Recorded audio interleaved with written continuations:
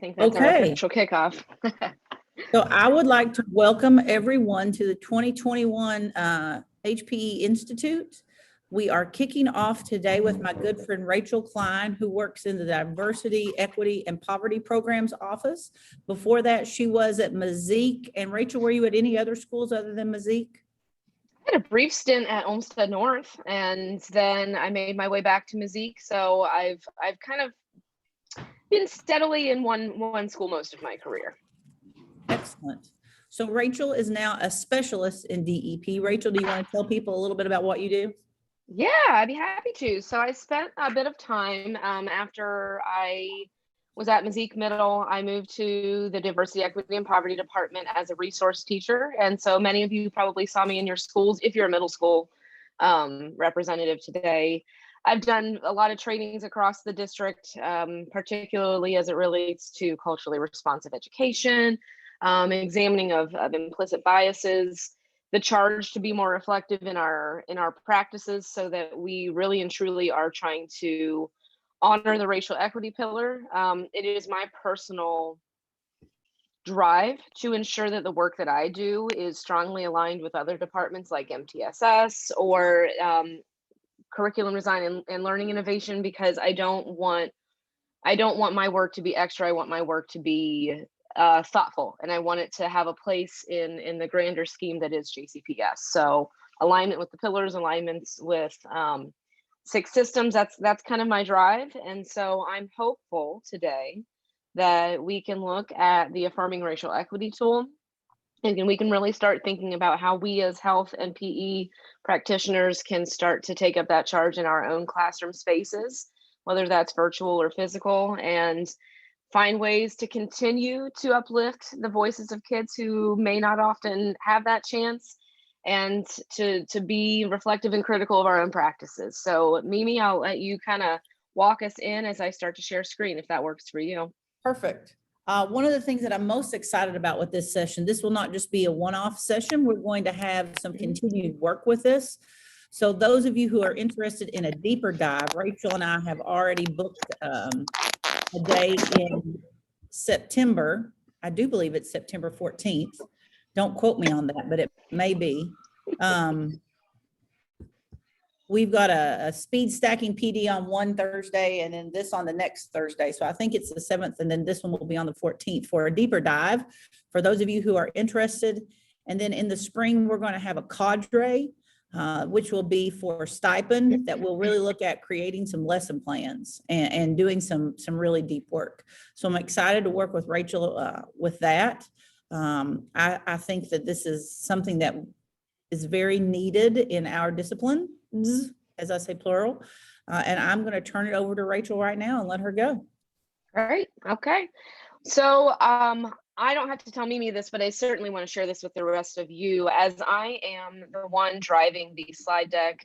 I keep my Zoom pane really tiny. So if your hand is up, or if you are interested in adding in, please understand that you will not offend me. If you need to cut in and say, something resonated with me and I want to pull that apart more, or you said something and I'm confused, can you say more? Or use the chat. I am good at monitoring that. So I am low level formality, and I expect that if something is important enough to you, that you'll find a way to insert yourself. So please understand that you are welcome here, no matter your comfort level or expertise level with the Affirming Racial Equity tool. And Mimi, I hope that you'll pause me if there's something that you would like to share, or if you'd like to advocate for someone who I don't see who wants to jump in. So work for everyone. Cool. Let me say one thing before you get started. Sure. If you did not sign in on PD Central, that is okay. We will have a validation question at the end, kind of like we did last year. And as long as you answer that validation question, I will know that you're here and you will get your PD credit. Love it. All right. So that's us. I would like to share my Twitter handle, because I know Mimi is very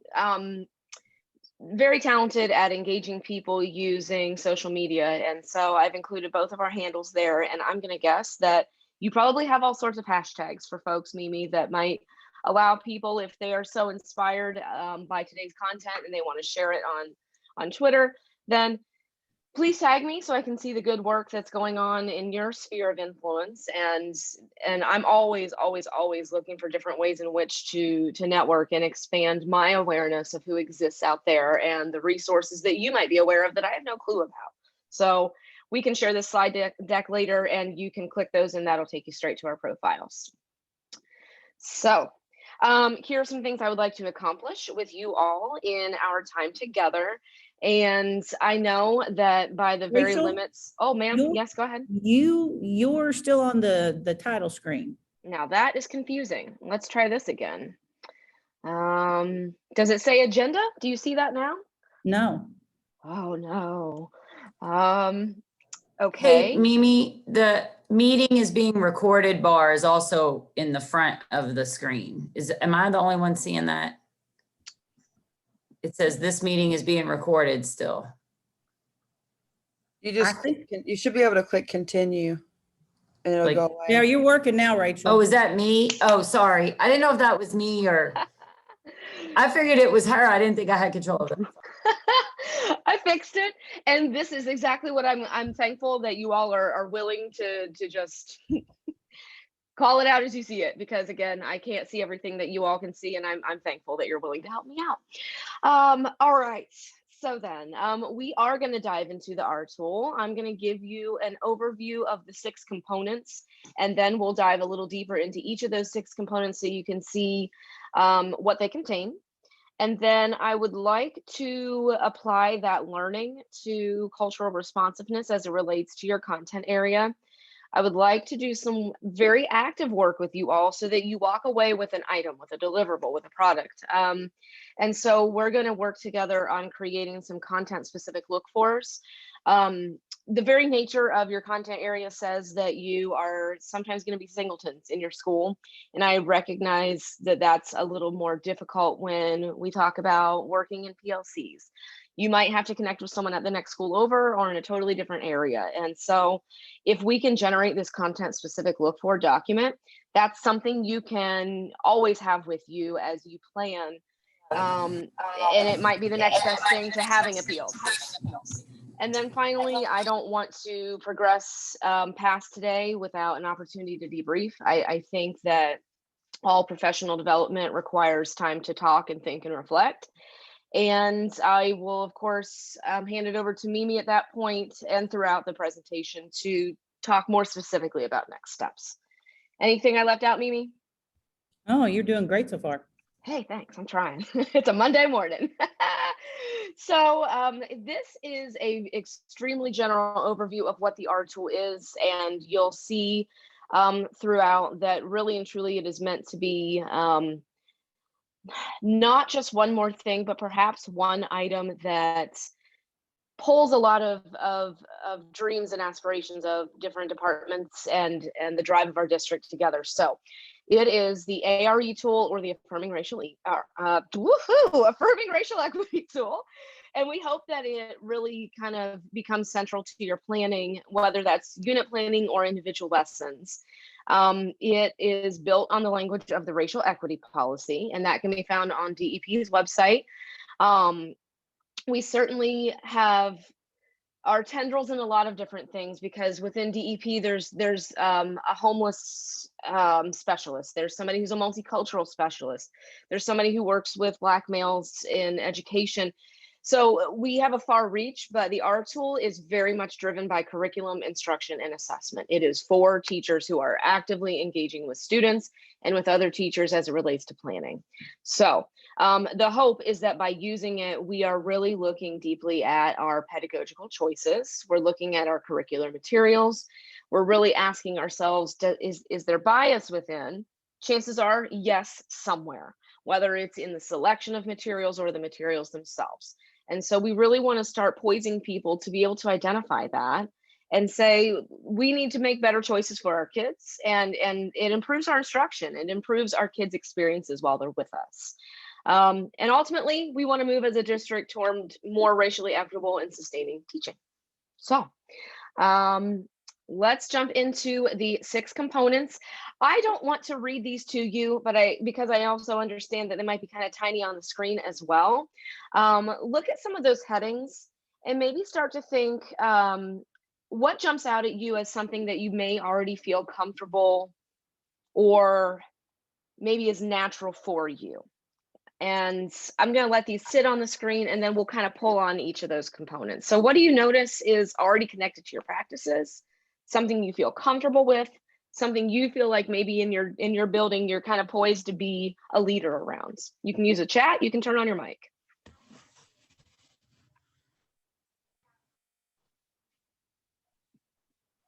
Oops, sorry about that. I wanted to pull these and drop them in the chat for you so that you can have them in more than one place. That's kind of a hot mess, but it's there. What's something that you notice? What's something you see is connected to your work already?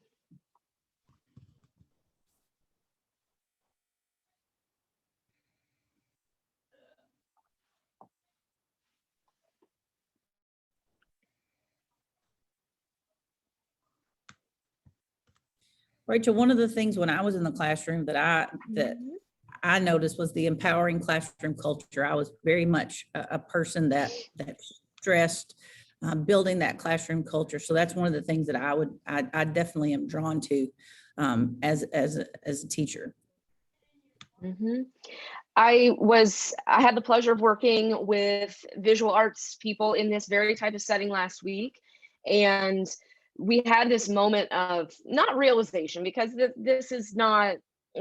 shouldn't be anything new, but to speak to your point, Mimi, about that empowering classroom culture, we had this moment where at the beginning of the year, I think relationships should be the very, very first thing that we begin to attend to, because if you're attempting to tell a group of kids what your expectations are and what your routines are and what your syllabus looks like and what your classroom is going to be like, immediately that is an implicit message to those kids that they're not going to be able to contribute to that classroom culture. And so expectations can and should be built with kids. And as the leader in your classroom, you can most certainly say, here are my feelings and beliefs on classroom culture, on expectations, on routines and procedures. What do you wish to see as well? Or what do you personally take issue with, so we can talk about that? Those kids are going to look at you and go, oh my gosh, I am this classroom. I am the driver of things in here as well. It is not just one person's voice, one person's expectations. And I think that is certainly built on that classroom culture aspect. What else? What else stands out? What else rings true to your practices or beliefs?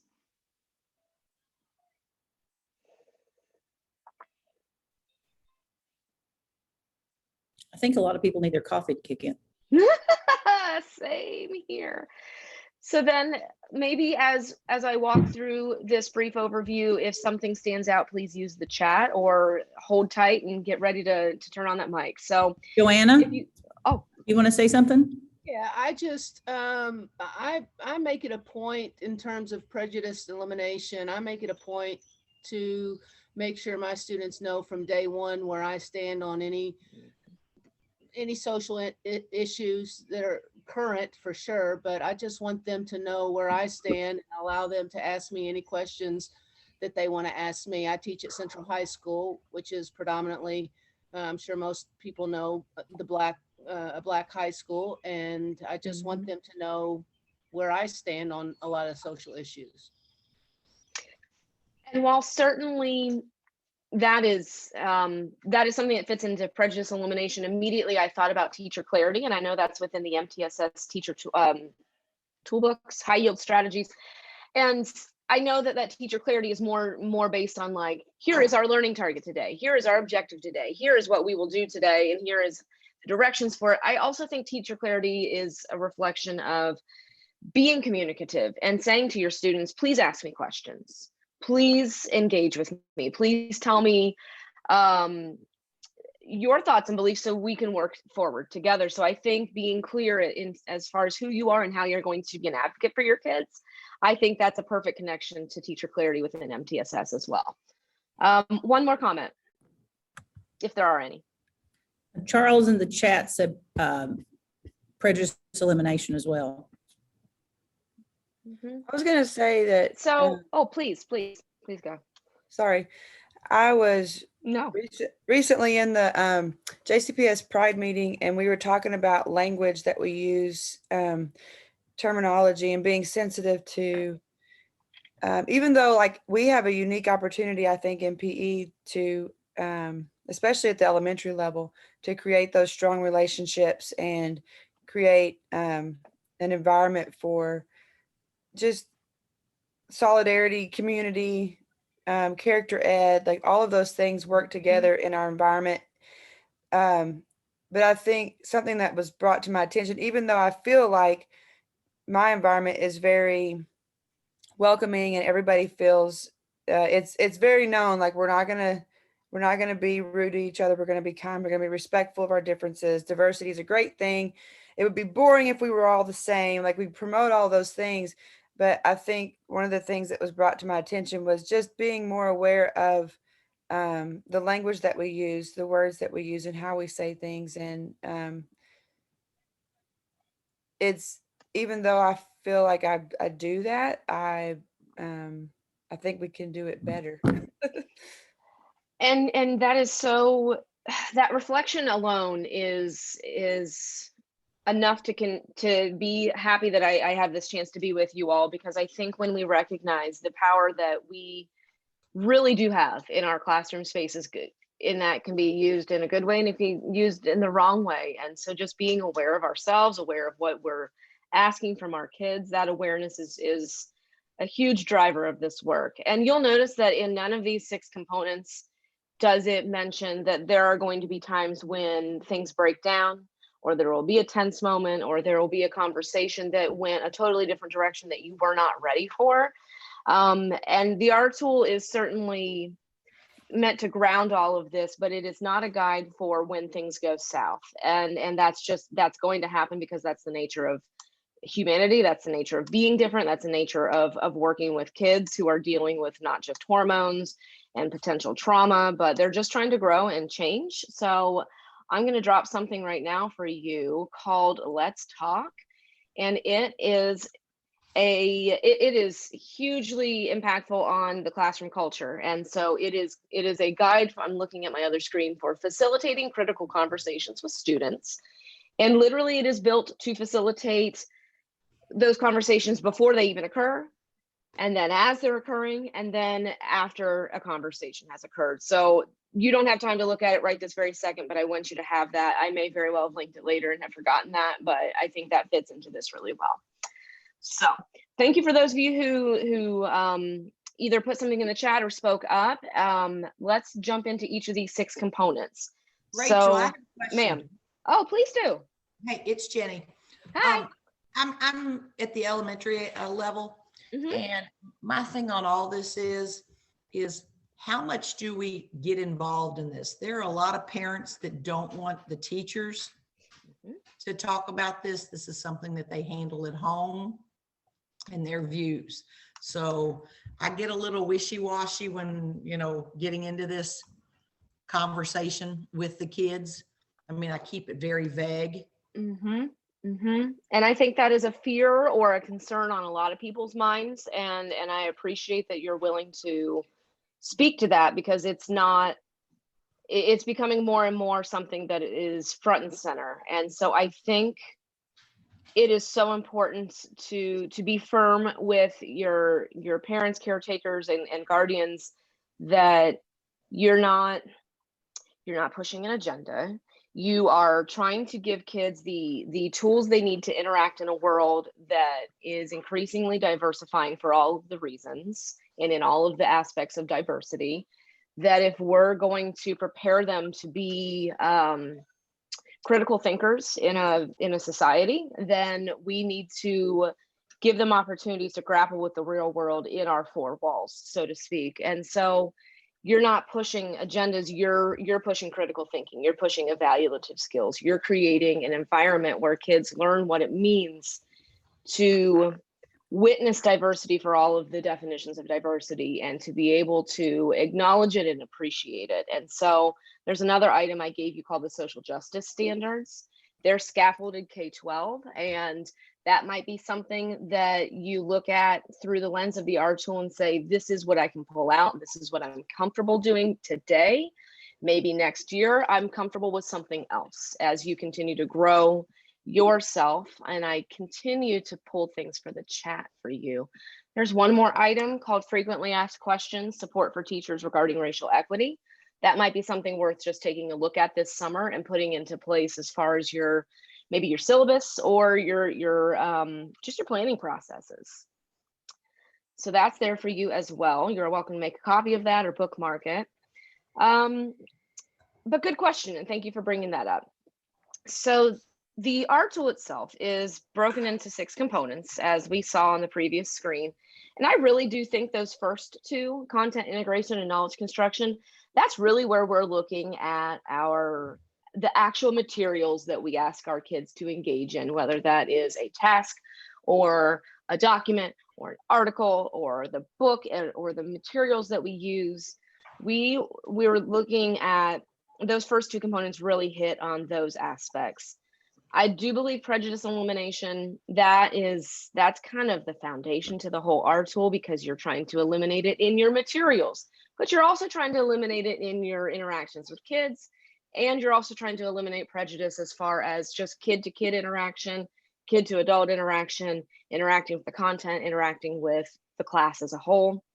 I think equitable pedagogy has a lot to do with the choices we make. And knowing who our kids are, which is built on that classroom culture. If we're taking time to really build those foundational relationships, then we can really start to unpack the other aspects. And then assessment is exactly what it sounds like. How are we assessing our kids, whether that's formatively or summatively, whether that's informal or formal? It's just being aware of those practices. Maybe Mimi, before I jump into any of these components, is there something you'd like to add or share? No, I think you're nailing it so far. Trying. This is exactly what we need this morning. Love it. All right.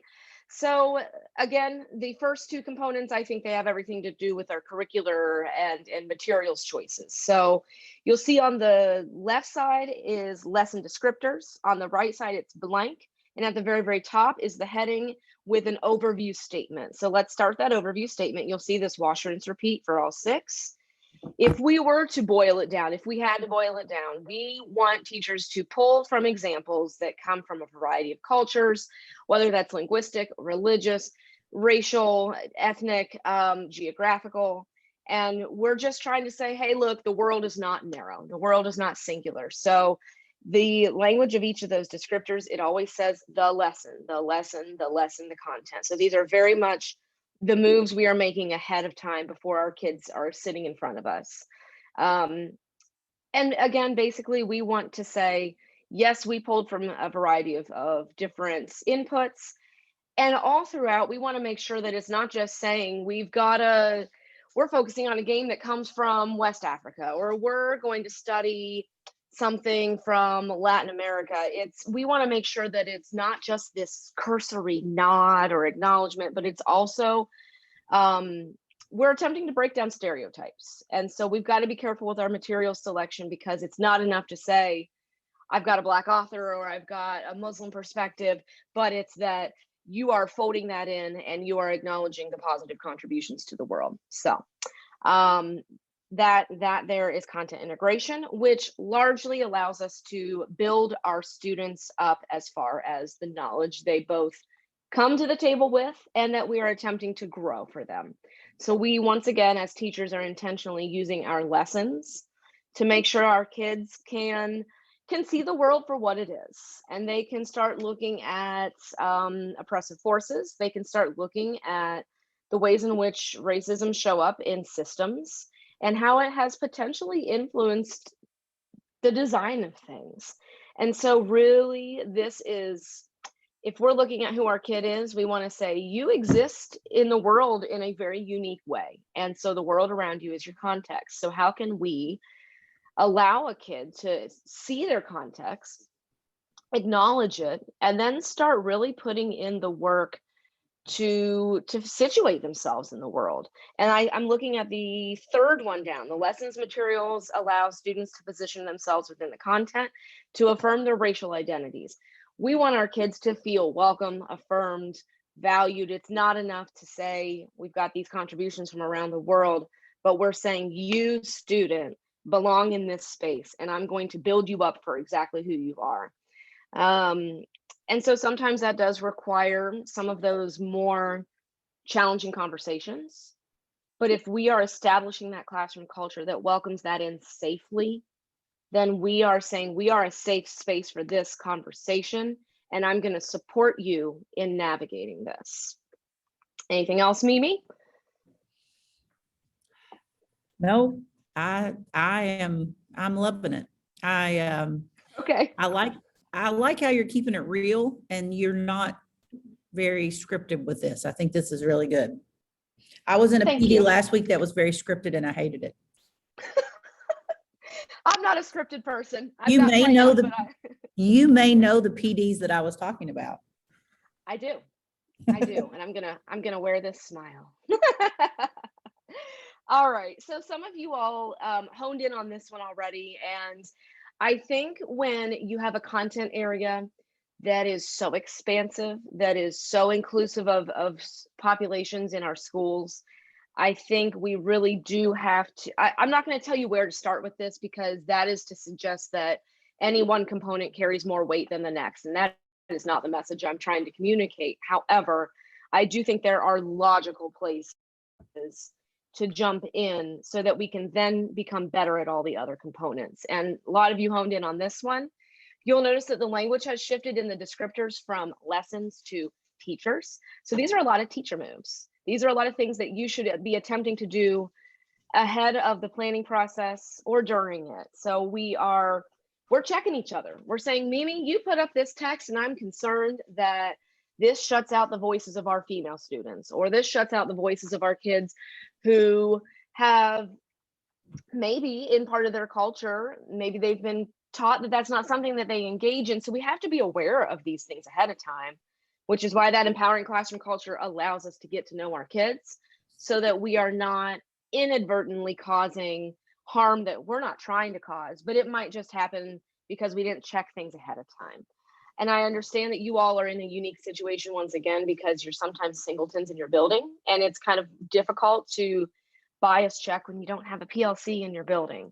So networking is huge in your department. Can I speak Please. to that for a second? So I teach health, mostly health, all health right now at Seneca High School. We have been working the last year, or really since Mimi came aboard, we have done secondary PLC meetings with health teachers. And so we have already been kind of doing that. And then when we kind of had a bump virtually, it's made it easier for us all to meet. And so when I see this and I see like teachers are aware, you're right. Like, I feel like I live sometimes in my own bubble because I'm the only one who teaches health in my building. We now have a little group that we kind of bounce off each other's.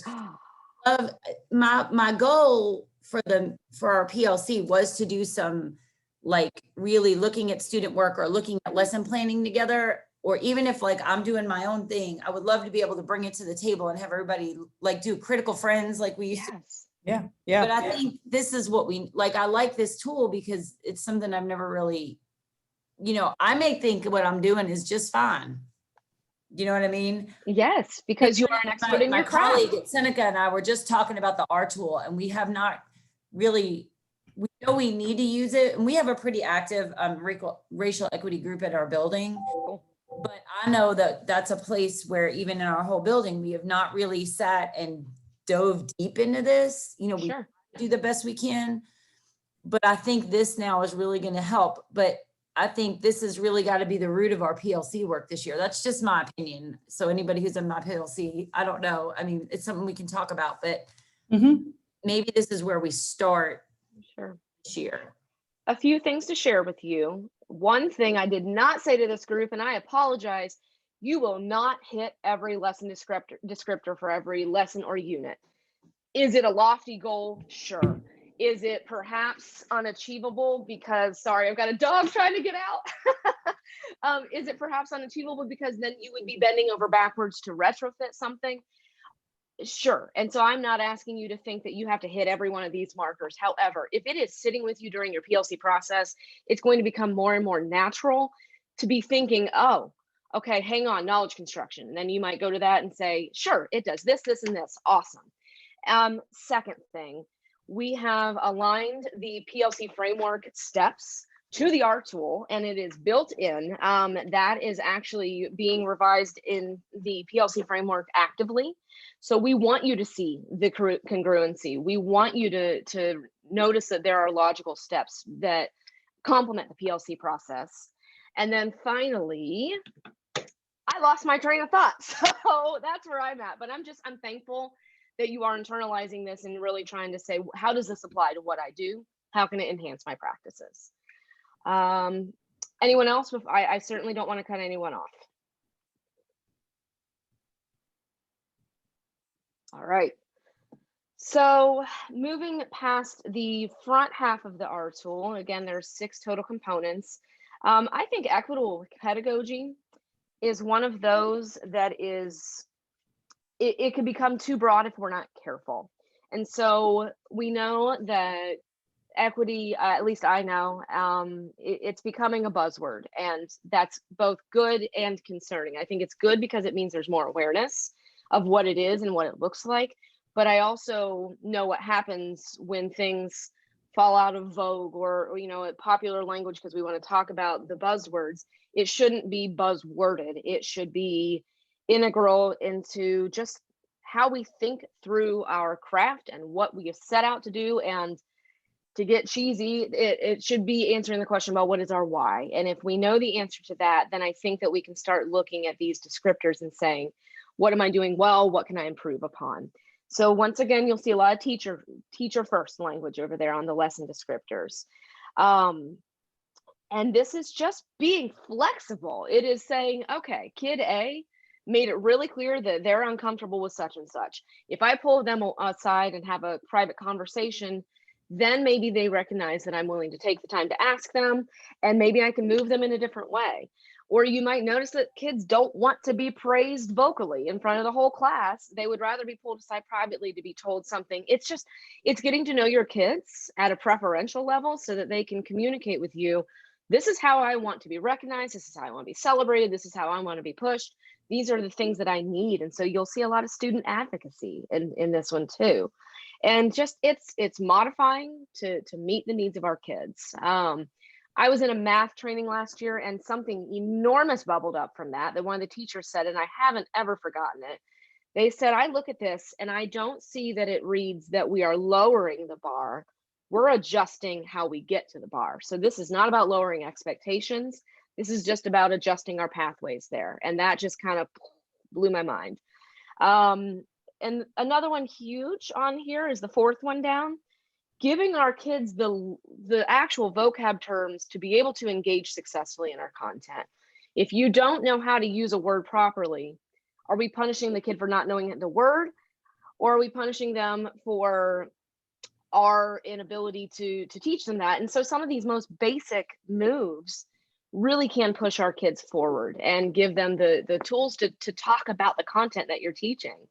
Real world, I think it's annoyed me for a long time that we talk about, I'm looking at that 6th one down. We talk about preparing our kids for the real world. They live in it every day. It's in our classrooms every day. So let's prepare them actively to navigate the world in which they exist today so that they can change the world that they go into later. Anything else, Mimi, on that one, or folks in the crowd? No, the vocab thing I think is really important. That's the one that sticks with me. All right. So we've talked a lot about this one. So now you can see those specific descriptors, and you'll see a shift in language once again under the descriptors. It's not just teachers, but it's the classroom itself. And by the time I'd started to get decent at my craft as a teacher, I started to recognize how unimportant I was as a single voice.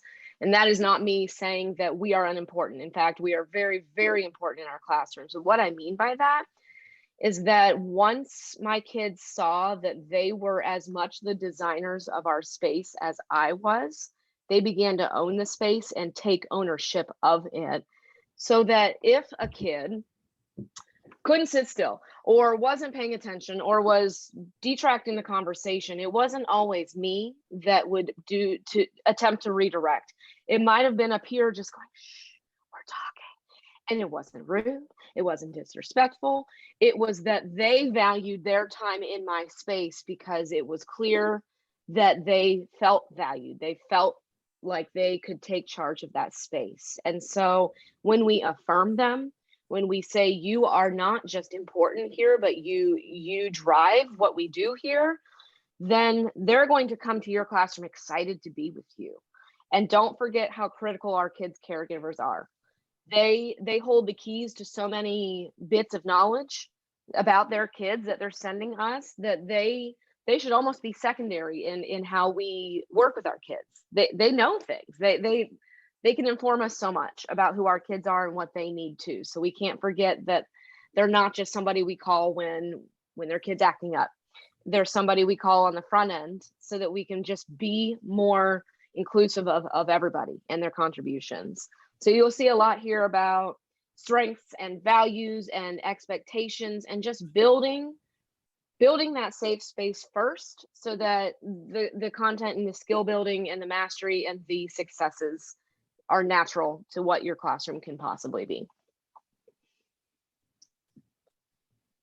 All right, I'm a nerd about this one. I think assessment is a huge pivot that we could be utilizing, where we need whatever we're doing in the classroom to complement the assessments we design for our kids.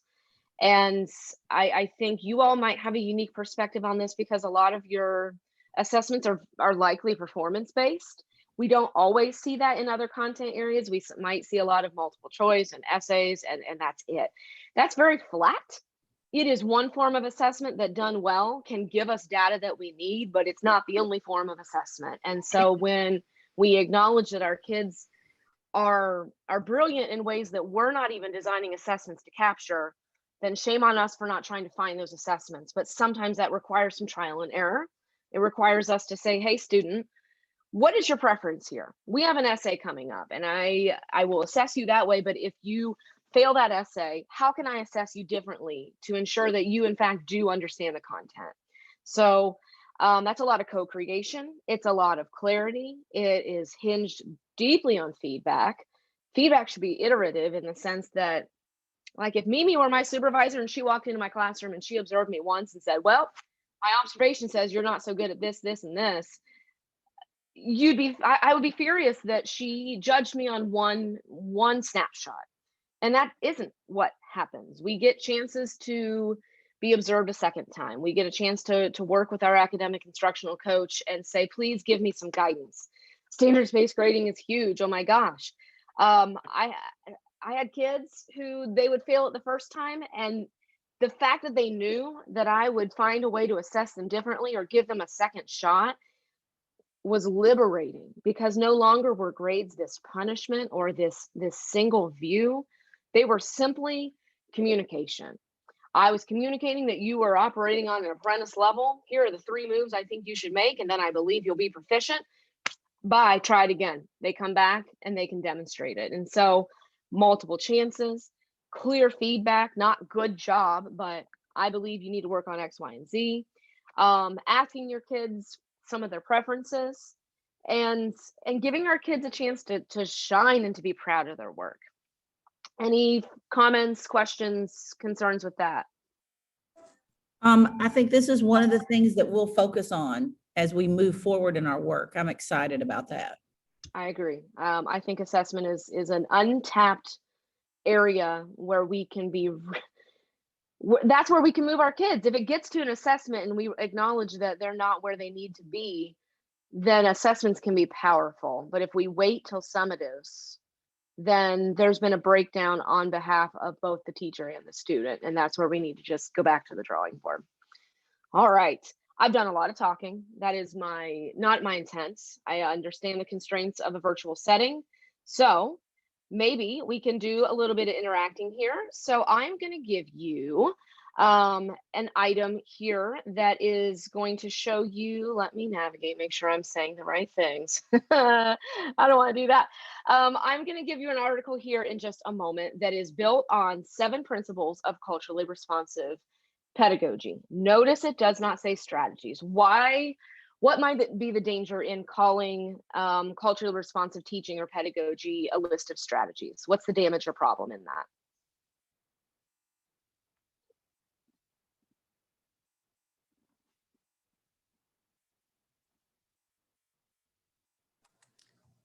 It It can checklist possibly, versus an integration. Can you start over? I'm sorry. I know that some folks, I'm glad that there's people wanting to interact, but maybe. Oh, go ahead. Who is, I can go next. That's Okay. I was just saying that it's a check, it becomes a checklist versus like an integration. Thank you. We don't want to checklist this. Yes, go ahead. I was just gonna say, when you think about being culturally responsive, it's a part of your environment. So it's a part of everything you do. So you have to be conscious of it with every lesson, with every class, with every game or activity that you're engaging in, versus a strategy might be something you utilize with one class, but not necessarily another. So it really just becomes a part of your environment and your teaching practices. And that's the pedagogy aspect. Thank you so much, both of you. If we boil it down to something that's a checklist, then we're going to find ourselves feeling like we've failed, because what works in my classroom may not work at all in the classroom right next to mine. And so it is trial and error. It is also personal pedagogy. It is also, it's very individual. So there are principles so that we can go and find ourselves within each of them and ask ourselves what works best. So these 7 here, they've been around for quite a bit, and they haven't changed as far as language, but of course, as we grow our consciousness around racial equity and around being responsive, then we're going to, of course, see this field of study just grow and grow and grow. So these 7 here are really important to just keep in mind as we move forward here in the next few minutes. It is a positive perspective on parents and families. And that's also acknowledging that not everybody goes home to a parent. They might be going home to a grandparent. They might be going home to an older brother. They might be going home to an aunt or an uncle. And so we have to be careful in terms of our language choices. So we want to say caregivers, we want to say families, we want to say parents, but we want to say all of those terms at once, because kids listen, and it's these little subtle bits that start to chip away at our kids' perceptions of who we are and what how we're trying to be inclusive. High expectations, that's part of that equitable pedagogy. We're communicating that at all times, but we're also building those expectations with our students for our students. So that's a big one to me. Communication in all aspects as well. Learning within the context of culture. And so if we have that empowering classroom culture, then we're going to know more and more about who our kids are, what they bring to the table, how we can start to pull things out of them that maybe have previously not been pulled out of them, and giving kids the ability to drive the direction of instruction. And that leads beautifully to number 4, where we are centering our students as much as possible. I know that sometimes that's a shift.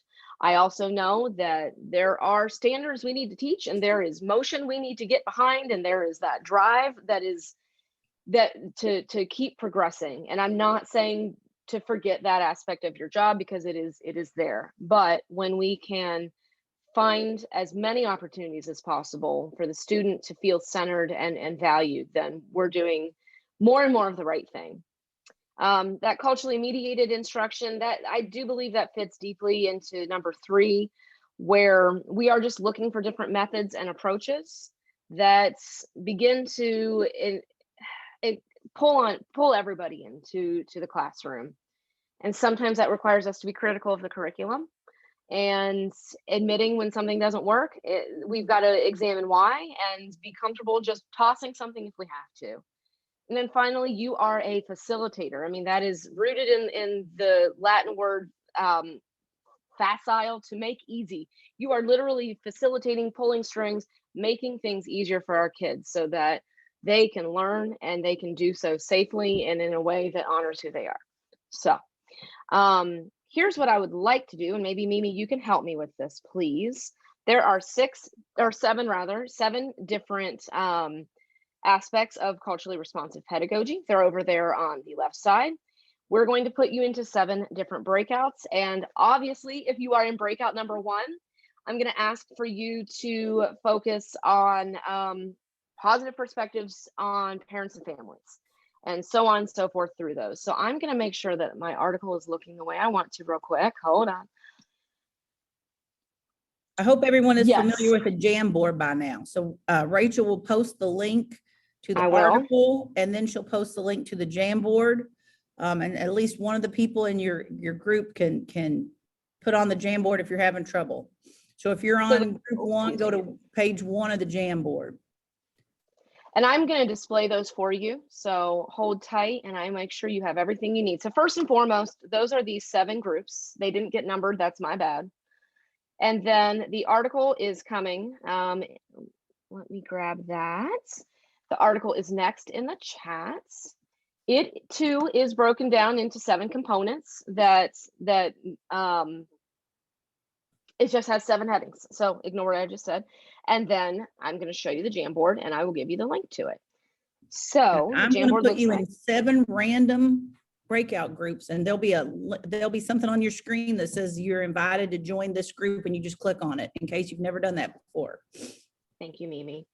So the first, if you're in group 1, then the first page, you can see up there, it says 1 out of 8.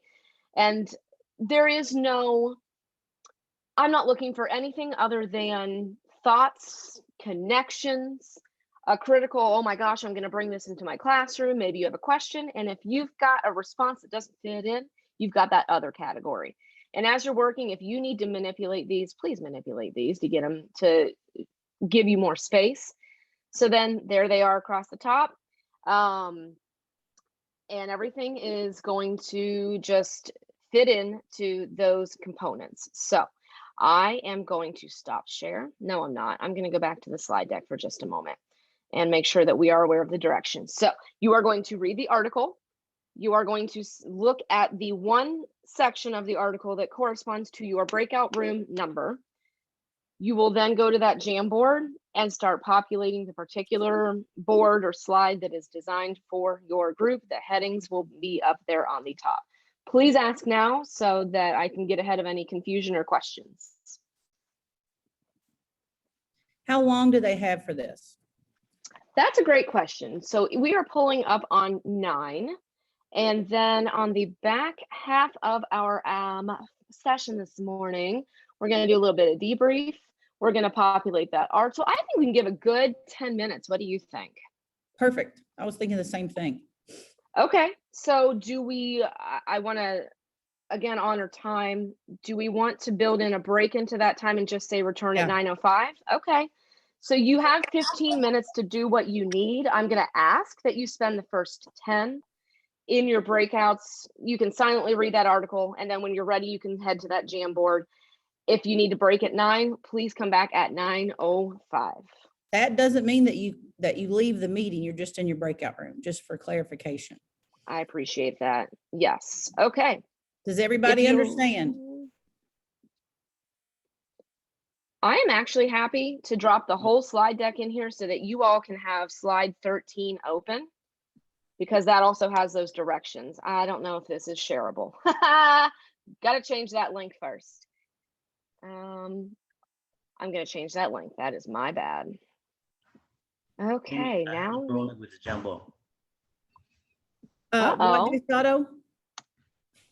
I have a problem with the Jamboard. Okay. Oh, let me check those share settings. It says anybody in the JCPS group can edit. So that's us. That's all of us. Are you trying to access it with a personal email by chance? No. Rachel, why don't you change that to anybody can access for me? I can. Okay. Let me work on that. Anyone with the link can edit. One person's in there. That's good. Okay. Let's copy that. And here comes the Jamboard one more time. But that link should also hopefully change on that slide. Let me go to that one more time. So if I've opened it again. Yeah, it looks like everybody's share. getting into it now. Wonderful. Okay.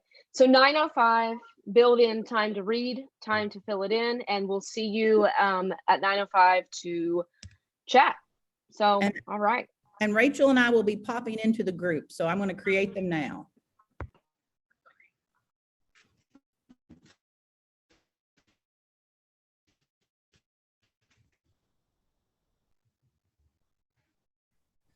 If you're still in here, there's a little button that'll come up that'll say join a group, and all you have to do is click on it.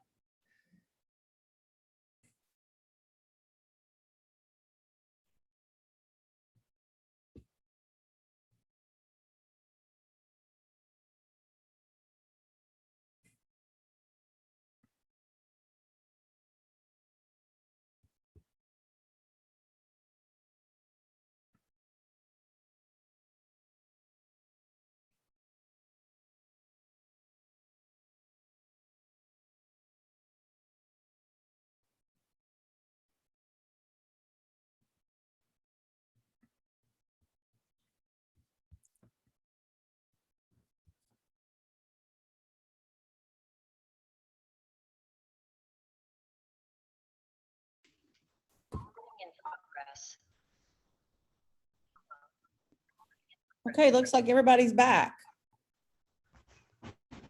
Yes, I think our numbers have all returned. Good deal. All right. So I lurked a little as we were completing that. And so I think it's really important to kind of break down what we discussed and what we looked at. I want to give you time to go back to that Jamboard. So I asked you specifically not to close it on the previous slide so that you could just have it open for this part.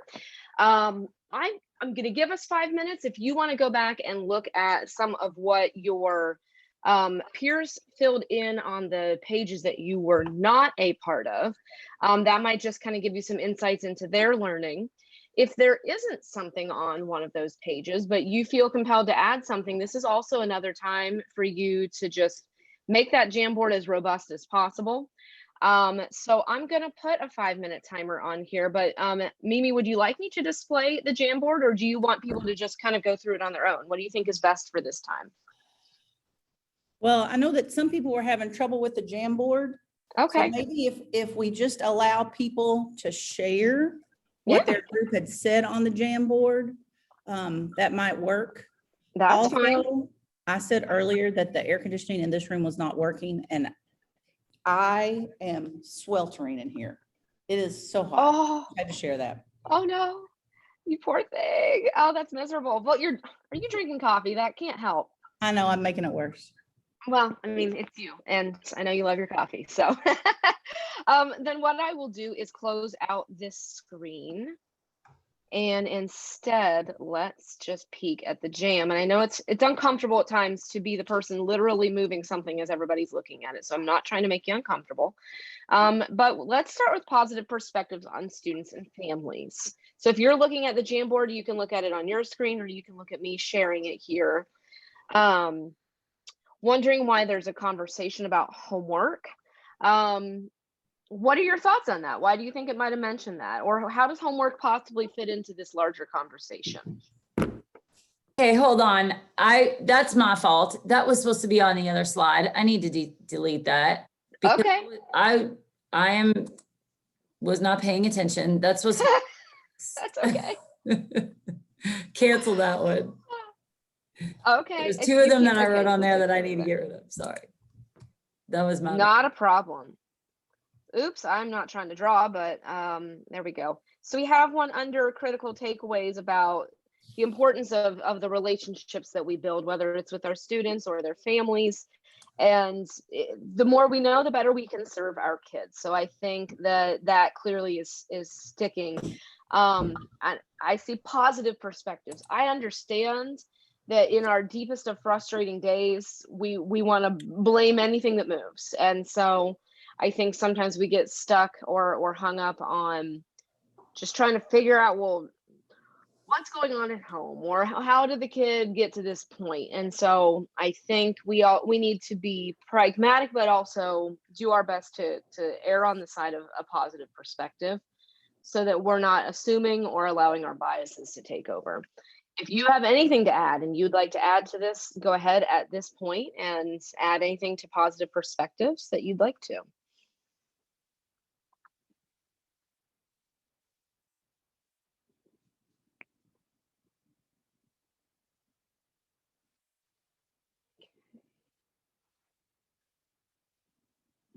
And this is it's live edit, and as far as I'm not going to turn off edit controls. If you return to this someday and you're like, wow, I can't believe I didn't think of that in the moment.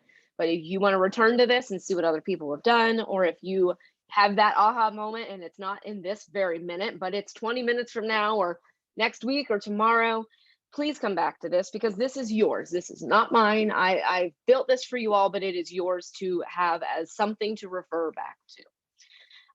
Moving to the next component, we have communication of high expectations.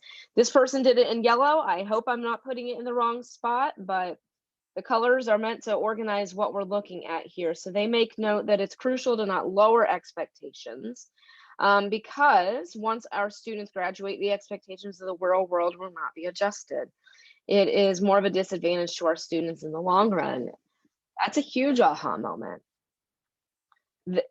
The world out there can be cruel and harsh. It's not going to necessarily lower its expectations for one individual. So I don't think we're trying to teach our kids cruel realities or harsh realities, but we're giving them skills to cope now, so that when they're out there, they have a skill set upon which to draw. Anything else you all want to share here? You can turn on your mic or use the chat or get on the Jamboard and type something.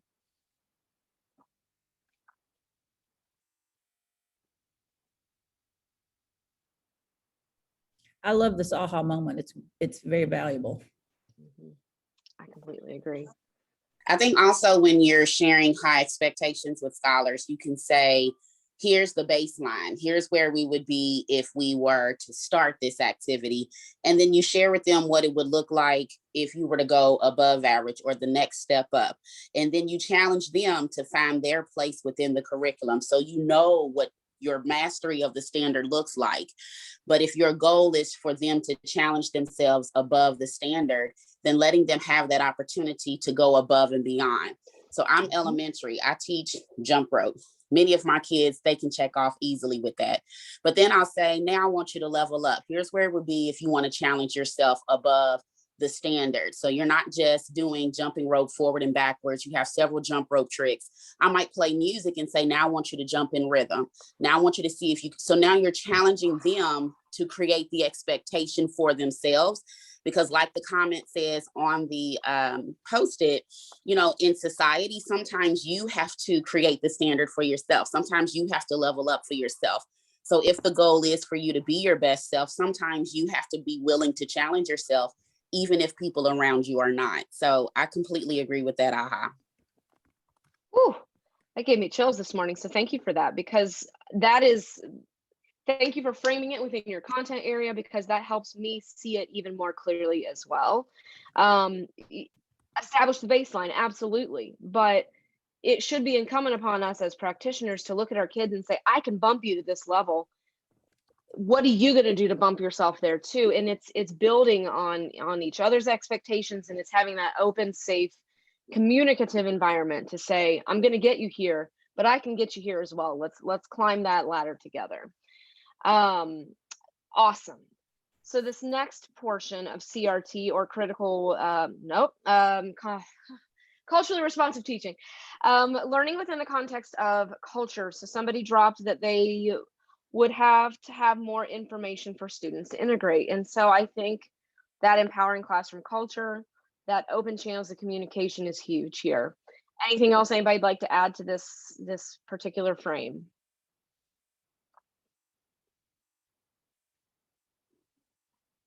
That article I gave you, I know it's rather dense and it's heavy, and I understand that on a Monday morning, reading an article is probably not what we were thrilled about doing. But what I will say is it might be just worth picking away at through the summer and taking it in chunks and reading it and really diving in and asking yourself some questions about what it means for you, what are its implications in your beliefs and the ways in which we work with kids.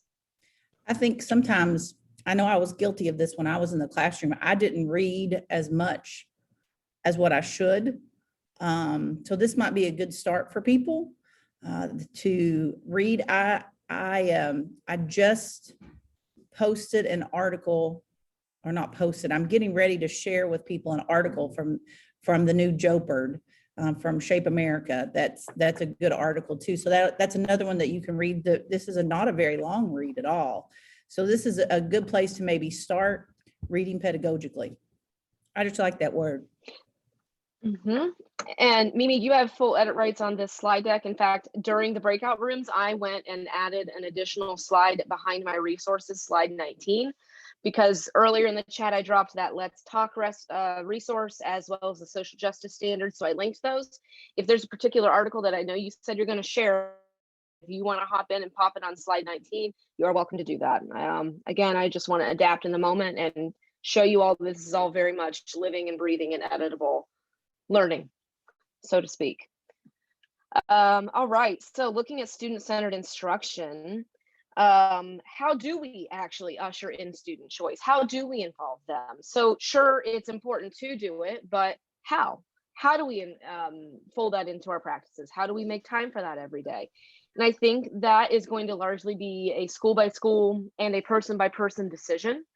It might depend on if there's a particular lesson planning format that your whole school uses, or maybe there's a particular PLC document that you always have to populate, or maybe we feel like we do have to justify the instructional choices we make. So I can't personally answer that for you, but I encourage you to be creative within the confines of your school, the expectations that are being set forth. However, I'll open that up. If you all have specific ideas or responses to that, first, I wonder, please speak up.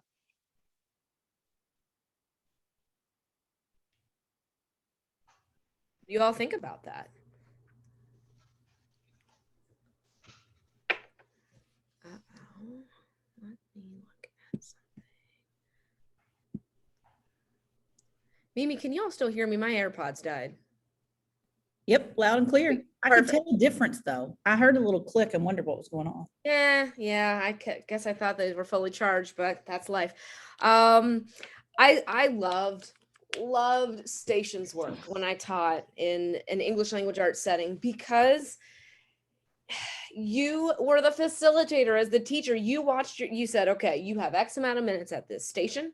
Here's what you're going to accomplish at each station. And then they were some of the noisiest days I ever had in my classroom, but anybody could walk in and see that kids were talking to each other. They were building each other's understandings. They were engaging with something, and all I had to do was put the wheels in motion, and then the kids ran it.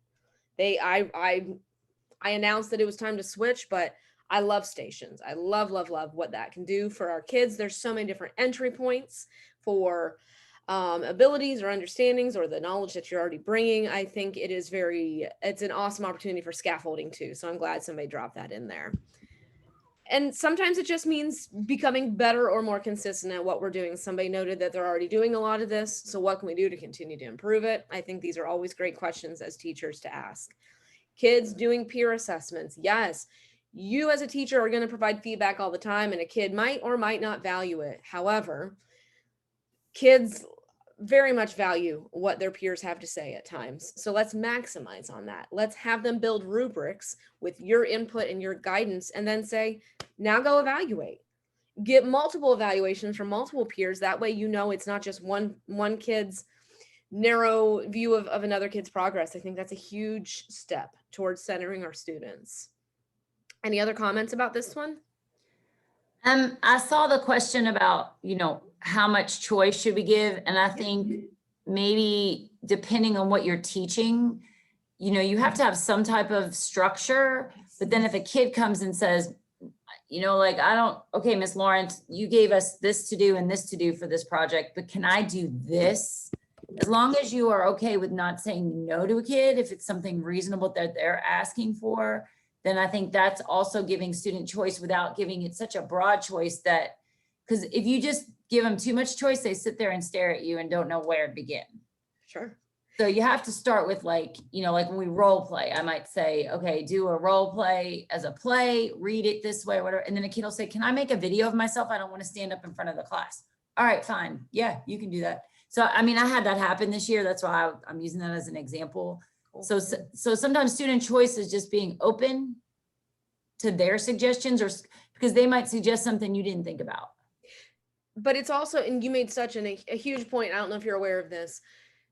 If we're not giving them the scaffolds to make choices, they're going to look at us with that blank stare. They're not going to know what to do with that. And so that is where your masterful arrangement of time and your clear expectations come in as an educator, to create those places, opportunities for kids to then come to you with a choice that they want. And so, no, it is not just saying, you all are running PE today. No, that is certainly not what I'm suggesting. We do need to be masterful with the opportunities we're giving our kids, but we also need to do it with intention. I think you spoke to that beautifully. All right. Looking at our next Jamboard, we have culturally mediated instruction. So some folks are noting how important it is to carefully consider what you're doing with your kids. So that is, again, as many times as possible, holding up your materials to somebody and going, you see any issues with this? You see any bias concerns? Do you see where this student might take issue? It's important that we are building up our kids through those relationships so that we can go on to support them in a multitude of ways. And don't forget that our kids are humans, just like you're a human. So yes, we are talking about this through your content area lens, but so much of what we do is not the content until we've done some of that important human building, and that establishing that you are in fact going to guide them and you're going to help them reach success. And that's when we layer in the content. Hand signals can be offensive. Yes, I know that there are so many little things to be aware of, and I know that can be extremely overwhelming, which is why I am suggesting you bite this off in chunks. You spend time all summer with that article. You look at some of the other resources I've linked so that we are building awareness. This change cannot happen overnight. Otherwise, I'm asking you to do something that's inauthentic. But I think if we find our personal entry points and continue to pursue the different aspects of the art tool, different aspects of cultural responsiveness, we will get there. As with anything, it requires growth and practice to become successful. I love what you just said. We're looking for entry points here. We're not expecting anybody to knock anything out of the ballpark. One of the reasons that Rachel and I have talked about furthering this is because we know that there are some of you that want to take a deeper dive. So the session in this is a basic introductory session is what this is meant to be, to give you an idea of what's out there. And for those of you that are interested in diving deeper and spending more time, because I know she's going over a lot as she's going over all this, there will be an opportunity in September for us to do this, and then a really deep dive and creating some things in the spring. So I want you all to keep that in mind. So as you look at this article, if this is resonating with you, this is the work that I think that we want you to be involved in. Mm-hmm. Absolutely. We need more and more leaders to step up and show that there's a human aspect to all of this, and there are going to be bumps along the way. And it's what we do with those bumps. It's how we respond to those bumps that allow us to grow and improve for ourselves, which ultimately impacts the success of all of our students. And so with the hand signals, or it potentially could be eye contact. It could be these little moves that if we don't know about them, then we're going to make a mistake. And so responding with humility and responding in such a way that we don't victimize ourselves. The student, whether you intended it or not, a student might have received harm from you. And so we have to put on, a sense of humility and an apology and say, I'm sorry. That's not what I meant, but I understand it landed the wrong way. Please help me in the future so I don't make that mistake again, because that wasn't my intent. But it's hard to do that. It's hard to let go of the ego if in fact we are the content drivers and we are the leader of the classroom. And so there is a lot of ego at play, and it's learning how to drop that, again, to better our experiences with and for our kids. Movement is huge. I see that under the pink other. games, dance, activities, pulling on it from other contributing countries, cultures. Absolutely. It's creating that exposure so that it isn't weird. It isn't taboo. It's just learning and creating that excitement about learning about the contributions of others. So I love that that's been added on. All right. As far as reshaping the curriculum, those higher order thinking skills are where we're going to get our kids to move. And so we cannot live in worksheet world, because that's so one dimensional. I understand there's a place for them. I have used them, but if that's the only way in which we engage our kids, assess our kids, give our kids a chance to play with the content, it's not going to happen. It's not going to get them to the levels we want them to. And that yellow one, creating space for kids to not only bring their culture and their knowledge and their expertise, but being desirous of doing that, wanting to bring that to your space is huge. I agree, Mimi. I love that too. All right. Moving toward the last one there, teacher as facilitator. All right. I'm going to take a moment to look at this here myself. How move in a lower elementary to facilitating role, right? I mean, listen, we know all of our babies, K-12, does not matter the grade level. They thrive where they know the routines and procedures and the expectations. It might seem that is counterintuitive, but our kids want to know what the boundaries and the expectations are so that they can navigate them.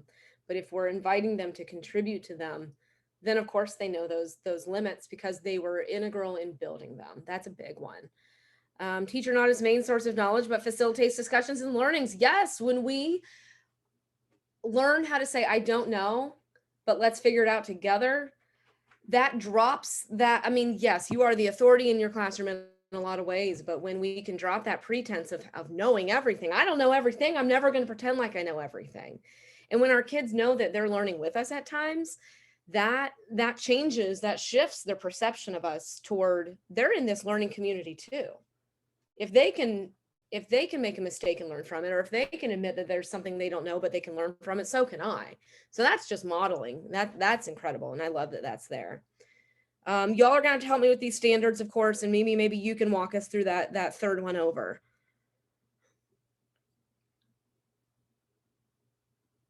Well, let's hear from the person that wrote, who is in this group that wants to share what this one is. I wrote that one. And All right, standards 4 and 5 are on cooperation, SEL, and just working with other students and within the boundaries of whatever the teacher sets. So anytime you have them in small groups, they're doing those things, but it might be secondary to whatever skill they're learning. So you could even have them pick out a standard or target that they want to work on that they might struggle with, and then over a period of time, see their growth on it. And that's where that specific and looping feedback comes in. But when a kid can identify what they wish to improve upon, that is so powerful, because then you become the facilitator of growth through your specific feedback. And if they're receiving feedback from their peers, then they're getting it from so many different sources that it can't help but to improve that kid. I love that. That is massive. And I see some mentioning of accelerated learning here, some attention to project-based learning, pulling in on students' interests, letting that inform how we move our kids. Productive struggle.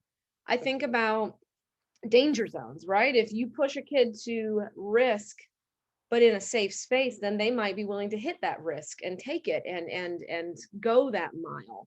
But if we stretch the risk out to the danger zone, we're not going to see kids going that far. So please remind me who it was who spoke up about okay, I can get you to jump rope. Now can we add in a layer of rhythm?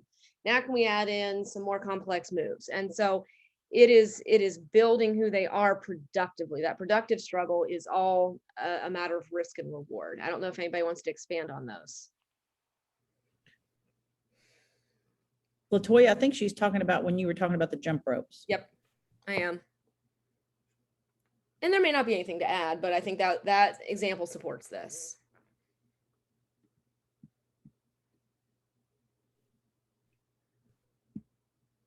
All right, you all. So that obviously was not 5 minutes, but that's okay because we had time built in. And I'm thankful that you were willing to engage again on a Monday morning during your summer. I sincerely hope that you come back to this Jamboard and add things as you see fit. This is yours, not mine. This won't let me progress. There we go. All right. So I am now going to give you something new. And it looks like this, and that's tiny. Please don't feel like you need to read it at this size. It is a different version of the R tool as far as formatting. So you can see, first of all, here's a link to the R tool itself. Here's that component breakdown. I never opened it for you, but it's there as a guide. And then on the left, you'll see each of the components of the R tool and that overarching statement beneath each title, so on and so forth. You'll see each of the 6 bullet points, those look fors are exactly what I showed you at the beginning, except now I'm calling them look fors for a reason. I am going to hand this off to you in just a moment. And I hope that I see a multitude of cursors just typing in these spaces and adding all kinds of things. This is yours to populate where you can say, okay, what does it look like in health or PE when the materials are diverse, when they reflect multiple identities, or how might something I put in front of them allow kids to see into the world of somebody else? This is yours now, so please bullet point it out. Then you can move on to any of these areas. And I'm asking that this, again, this is you all taking over and adding, what does it look like to see knowledge construction in a health or PE classroom? What does it look like when prejudice elimination is happening? And so on and so forth down the entirety of all 6 components. So I want you to take time. I'm hoping Mimi jumps in there and adds a few as well, maybe just as some exemplars from her point of view.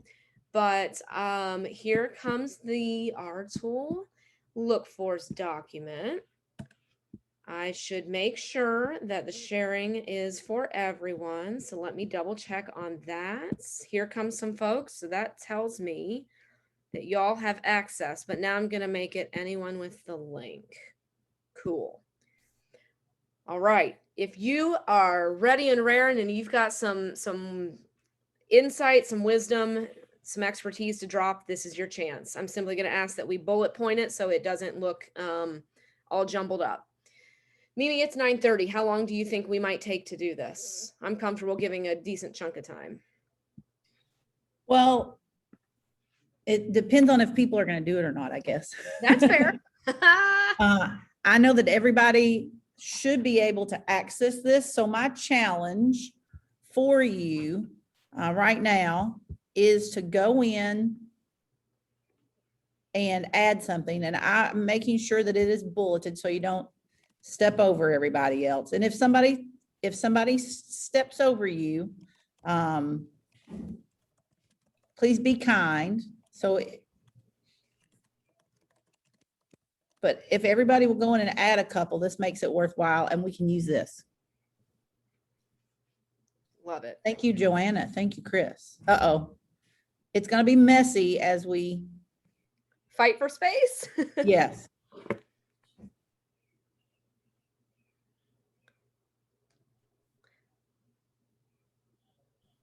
Maybe if you change your ink color, that might help. Or maybe have it typed out in the chat and then copy paste it into a bullet, if that's helpful too. I mean, don't hit enter on the chat, but just type it somewhere different, copy paste it in, whatever works.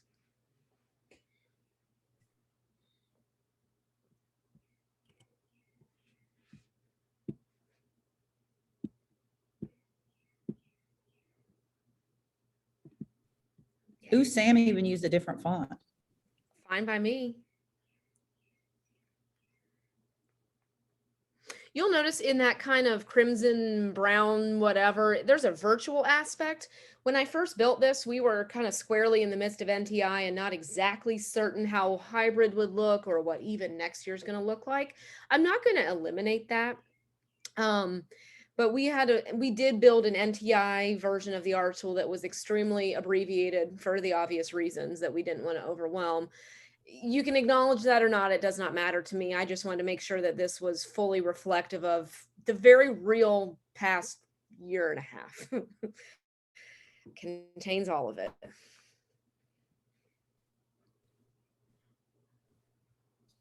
I will go through and try, if I can, to make some bullets above. Okay. That way people can start on a bullet. I'll do that on each one of them. That way, if you are starting, you can go to a bullet above where people are typing Perfect. and take a bullet of your own.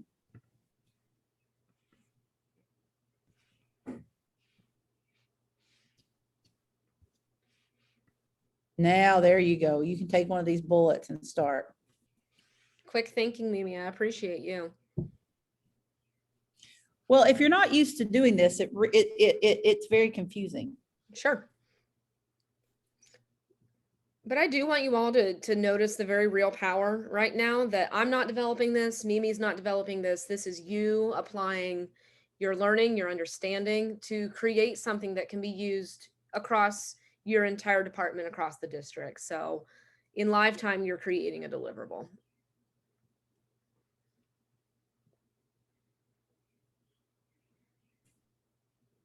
Oh yeah, Ryan, I like that.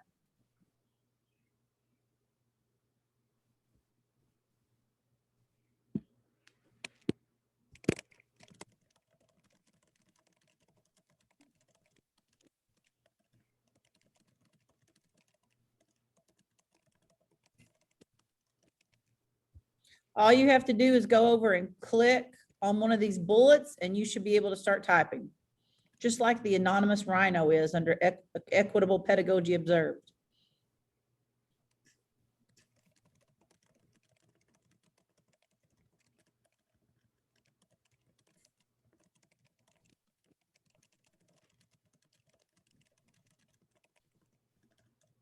Jenny, while you're typing, do you want to tell folks a little bit about your nutrition story?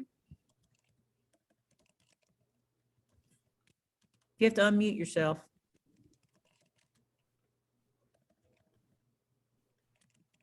Zinder.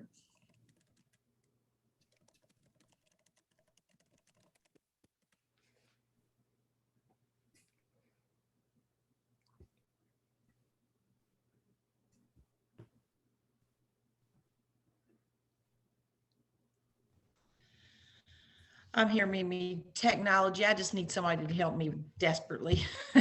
Do you want to tell a little bit about what you did with your kids so people that don't know your story real quick while people are typing? Yeah, just real quick.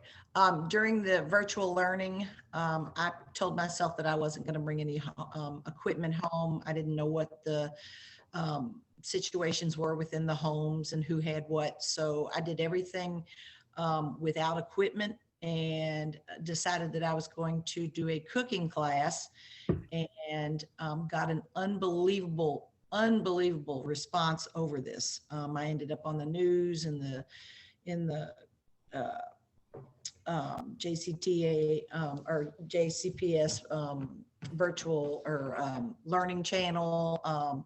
I was called, the Drew Barrymore show called me and wanted me on the show. But it was just really cool to see.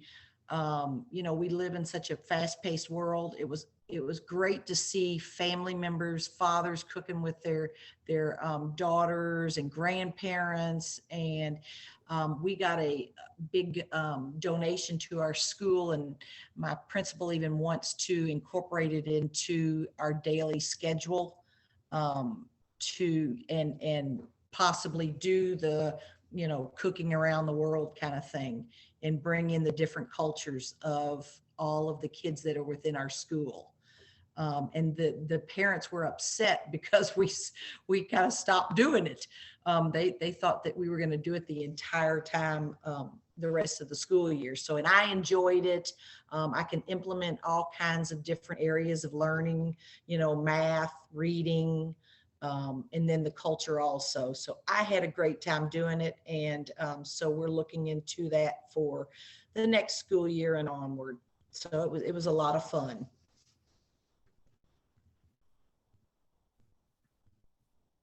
I just love that story. I think it's fascinating, and I love the idea that your school is going to build on it. Yeah, well, and also, I've always been one that, you know, like jump rope for heart. I love to do it. I love what it stands for, but I don't like to ask people for money. So within that mindset of myself, when I did the cooking, also, you know, I would suggest things that they could use, like different strainers, but they didn't have to, and we can use a fork as a strainer. Most people have forks. So, you know, I tried to make it as minimalistic as I possibly could in the things that they needed and the food that they needed also. That's powerful work. But when you have that many people engaged, you know, you've done something where people find a different version of an entry point. I am part of this school culture. I do belong here. My contributions are valuable. And I think that says a lot. So I hope that you continue to either grow that or find different ways to create that for your families and your kids. That's beautiful. So I am thrilled to see there's loads of bullet points here, and I will go through these when I'm focused and not running a training, just to make sure that they are what they need to be. But Mimi, have you seen a few that you want to pull out, or that you're exceptionally proud of, or that you think might shift health and PE for the better? I'm noticing the one that BJ was just typing about, having tough conversations around race and social justice issues. I think that that's something that is a delicate situation, but one that happens in our world as we're talking about this, our contents, that it lends itself to having those difficult conversations.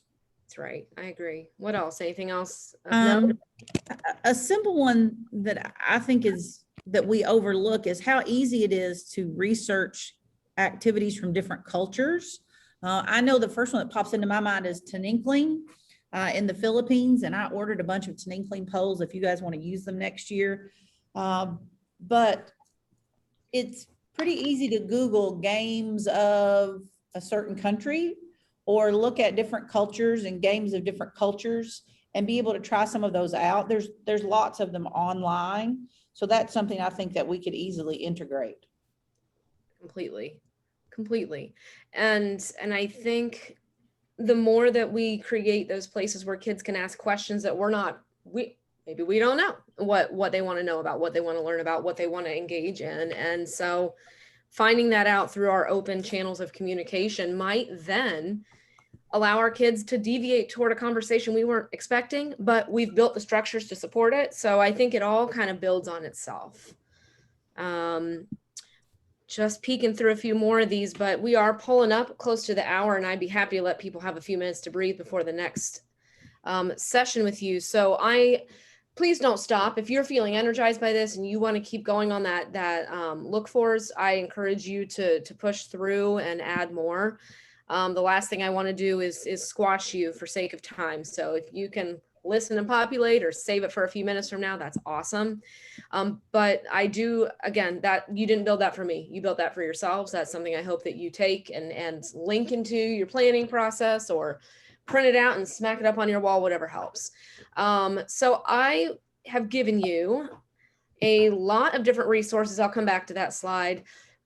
Depending on your specific content area, there's a bunch to look at. These are not exhaustive, but I'm not trying to overwhelm you today. And chances are in some ways you might be feeling that. So my apologies if you are feeling more confused than certain, but you can reach out to me or Mimi if there's anything that just broke down, you need more.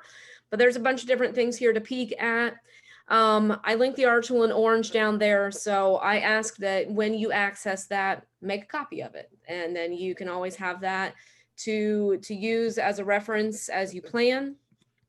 And then I added a few more as we were going. That Let's Talk is that awesome way to build your community of learners ahead of a conversation, during the conversation, and at the end.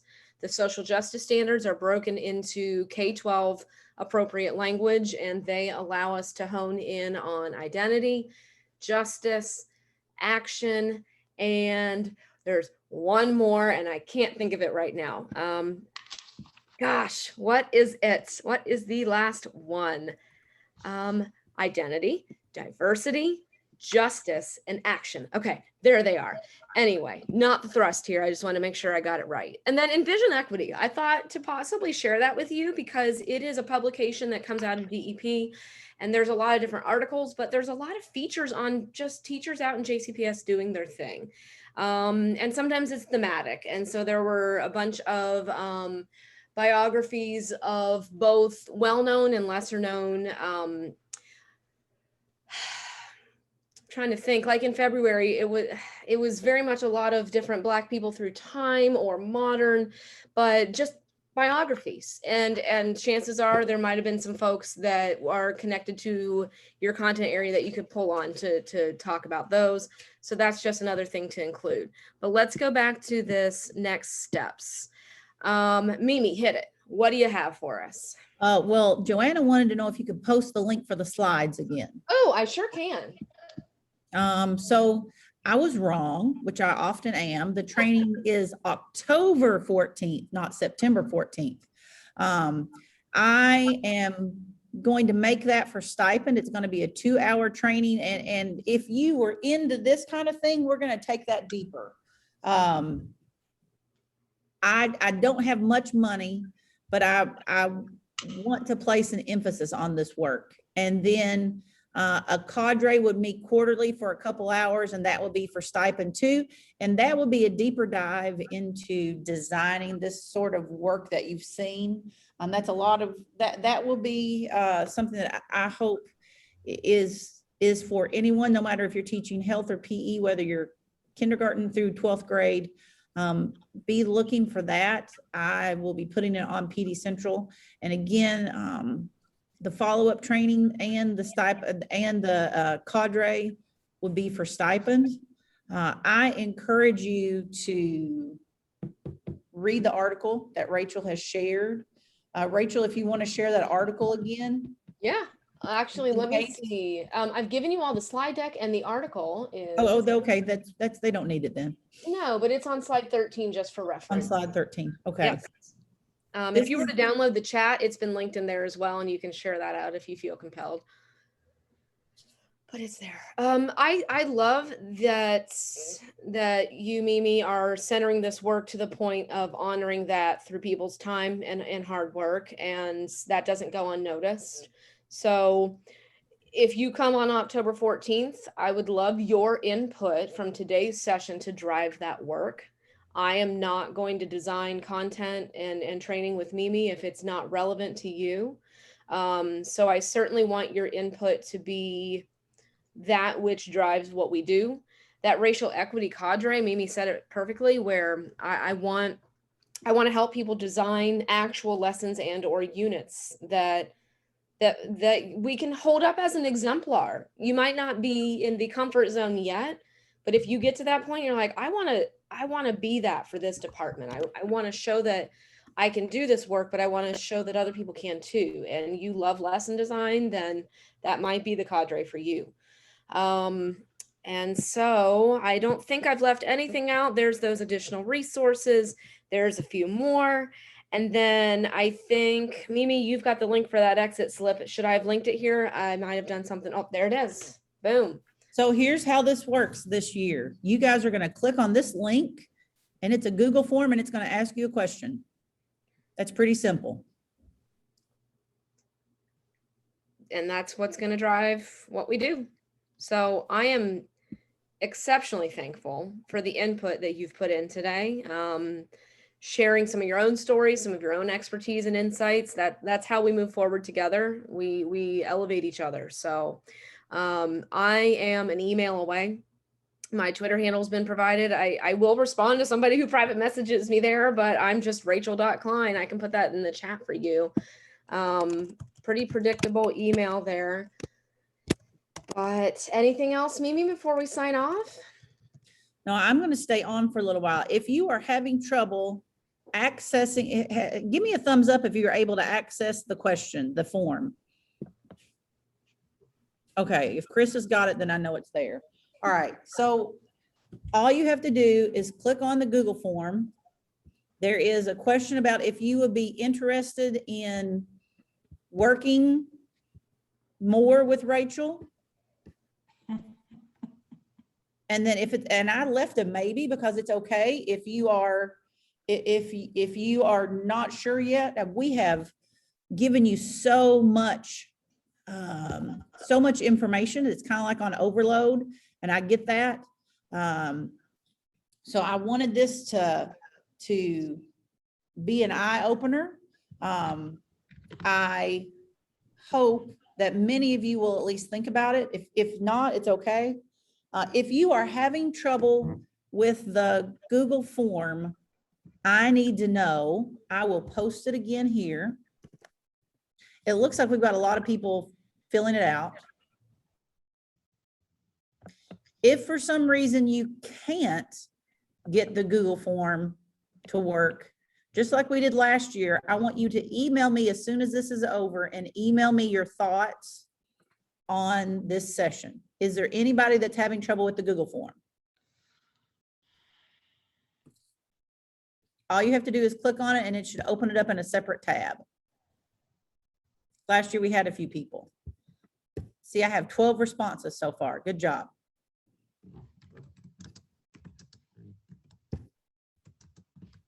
This is how I'm going to enter your stuff into PD Central. Rachel, any closing thoughts?